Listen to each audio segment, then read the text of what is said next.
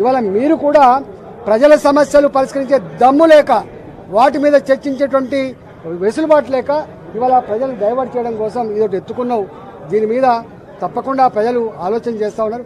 నేను ఒకటే కోరుతున్నా, నీకు నిజంగా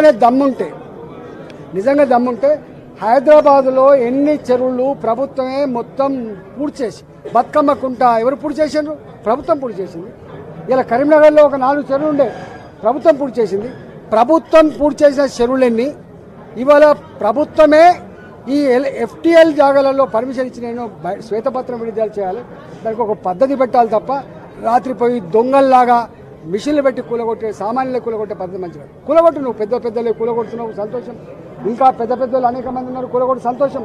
కానీ సామాన్యులు మాత్రం ఇట్లాంటి ఇబ్బంది పెడితే మంచిది కాదు. ఇవాళ దీని మీద భారతీయ జనతా పార్టీ ఇప్పటికే చెప్పింది. ఇవాళ ప్రతిదానికి ఓ సిస్టమ్ ఉంటుంది, ఓ చట్టం ఉంటుంది. చట్టాన్ని పక్కకు పెట్టి, సిస్టాన్ని పక్కకు పెట్టి, తాత జాగీర్ లాగా ఇవాళ హీరో అన్నట్టుగా, ఈ పార్టీ ఇప్పుడే పుట్టినట్టుగా, ధర్మం కోసమే ఉన్నట్టుగా, అక్రమాలన్నీ కూడా ఆపుతున్నట్టుగా ఇవాళ పోజు పెట్టే పద్ధతి మాత్రం మంచిగా లేదని చెప్పి నేను దీన్ని తీవ్రంగా హెచ్చరిస్తాను.